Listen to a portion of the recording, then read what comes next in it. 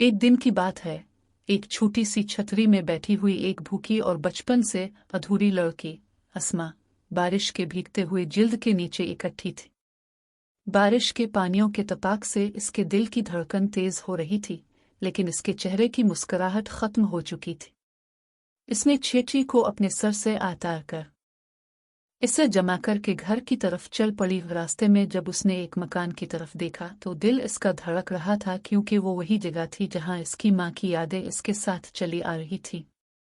जंगली फूलों की खुशबूदार खुशबू इसकी माँ की यादों को जिंदा कर रही थी, और बारिश के पानियों का तपाक इसे इस वक्त के गुजरे हुए ख्वाबों को याद दिलाता था। जब वो मकान के करीब पहुंची तो इसने देखा कि कुछ बच्चे इस पिछवाड़े के पास खेल रहे हैं। दिल को छूने वाला मंजर। इसने आहिस्ता से आवाज दी, भाईजान। छोटे भाई की तरफ देखते ही भूरे रंग के एक बचपन के बालों का साया इसके दिल को छू लिया। वो बचपन के दिन जब इसकी माँ इसे गोदी में लेकर कहानियां सुनाती थी, इसे याद आ गए। उसने भागते हुए अपने भाई को गले लगा लिया और अपने घर के रास्ते भागने लगी।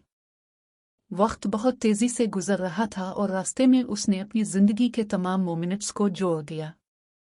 जैसे ही वो घर के बाहर पहुंची, इसका दिल इंतहाई खुशी से भरा हुआ था। इसने अपनी माँ को गोद में लेकर बातें करना शुरू की, जैसे वो इन दिनों की बचपन की ख्वाबों की दुनिया में वापस आ गई हो। और माँ ने इसके गले लगाकर कहा, मेरी बच्ची, तो कैसी है? और उसकी आंखों में एक खुशी की किरण शमासी जल गई। एक और दुनिया, एक और कहानी, और एक माँ की मोहब्बत ने अस्मा को बेहतरीन और खुशनूद बना दिया।